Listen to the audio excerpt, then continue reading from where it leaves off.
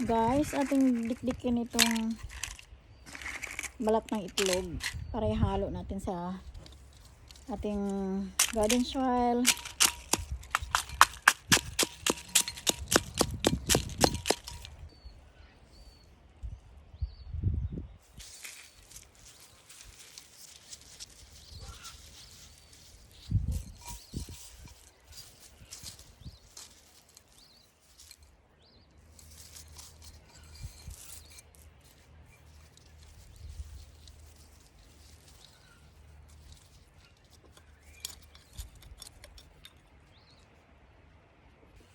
Guys, ilipat natin itong halaman na ito.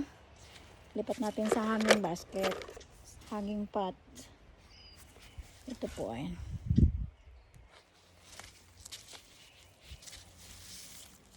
Ganda, diba?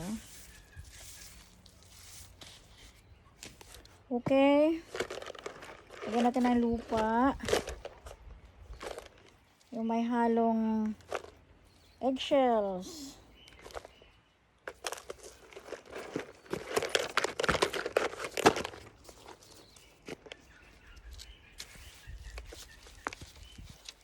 Kailangan po kasama yung lupa, ha.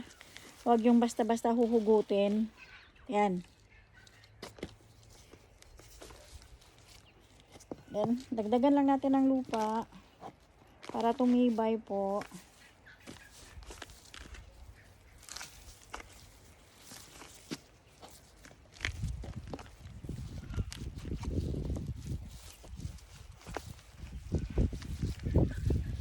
Ano siya?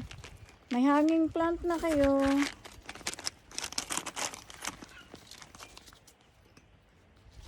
Kapag kumapal po siya, ito babagsak yung dahon pa ganyan. Ganda, di ba? Yan. Next plant. Ito naman, spotted begonia. May polka dot po. Yan dahon niya. Hindi ko pa nakikita ang bulaklak nito kung anong kulay. Baka pink. Lilipat po natin sa malaki-laking pot. Ito.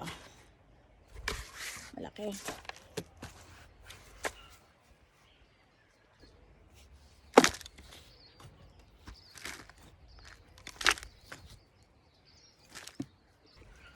Kalahati lang po muna kasi maliit lang naman yung pot, oh.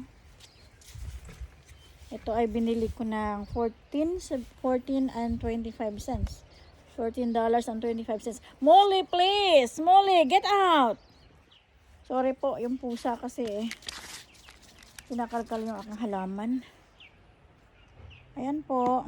Ito, lilipat na natin. Katulad ng isa, kailangan kasama yung lupa. So, ganunin nyo lang pot, oh. Para lumuag siya. Then, hugutin nyo. Then, tapos, dagdagan na lang natin ng soil sa gilid-gilid para tumibay. Kasi maliit lang yung pot na pinasok natin dyan eh. Maliit lang yung yung lupa. Ang susunod po nating i-transplant ay ito. Desert rose kung tawagin ito. Ganda ng bulaklak niya, oh. Adenium ang ibang pangalan. Lumalaki yung ganito.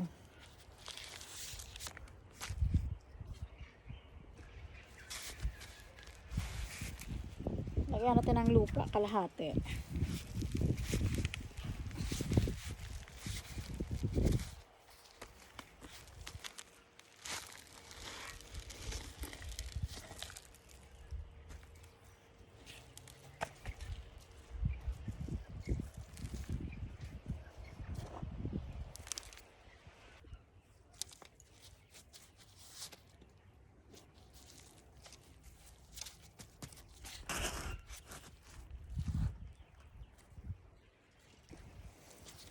Ngayon po, magtatanim tayo ng snake plant.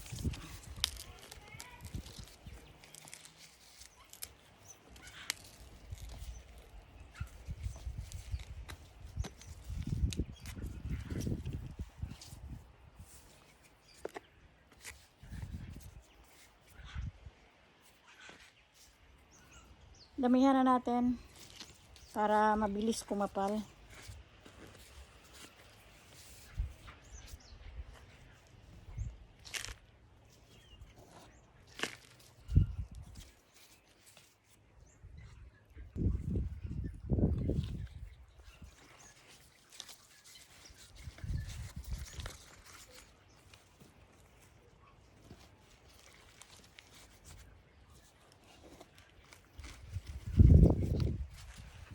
Ito na.